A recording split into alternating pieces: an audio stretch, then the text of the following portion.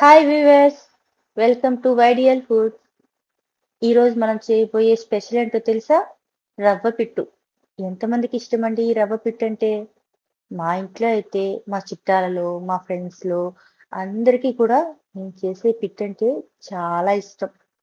సరే, ఎలా చేయాలో చూసేద్దాం రండి. ముందుగా ఒక కొబ్బరికాయని తీసుకుని తురిమి పక్కన పెట్టుకోండి. నిల్వ ఉన్న కొబ్బరి చిప్పలను మాత్రం వాడొద్దండి. రుచిలో తేడా వస్తుంది.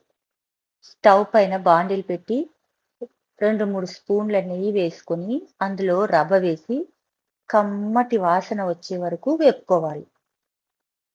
ఆవిరి పట్టడానికి ఒక పాత్రను తీసుకొని అందులోకి నీళ్లు తీసి వేడి చేసుకోవాలి. గోరువెచ్చని నీళ్లు ఒక గ్లాస్ తీసుకొని అందులోనికి ఒక అర స్పూన్ సాల్ట్ కలిపి రవ్వ వేడి మీద ఉన్నప్పుడే తడి పొడిగా కలుపుకోవాలి. ఎక్కువ ముద్దగా అయ్యేట్టుగా కలపకద్దండి. తడి పొడిగా మాత్రమే కలపండి. ఇప్పుడు నేను చూపిస్తున్న విధంగా. నేనైతే ఆవిరి పట్టడానికి ఇడ్లీ పాత్రనైతే తీసుకున్నానండి. ఇదైతే చాలా కంఫర్ట్‌గా ఉంటుంది.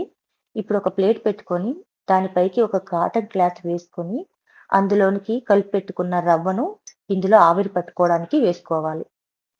ఇలా వేసుకున్న తర్వాత ఆవిరి పట్టుకోవాలండి.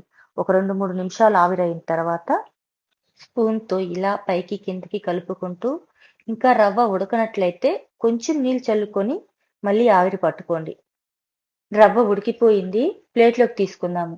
ఇప్పుడు ఇందులోనికి కొబ్బరి తురుము, బెల్లము, నెయ్యి వేడి మీద ఉన్నప్పుడే కలిపేసుకోవాలి.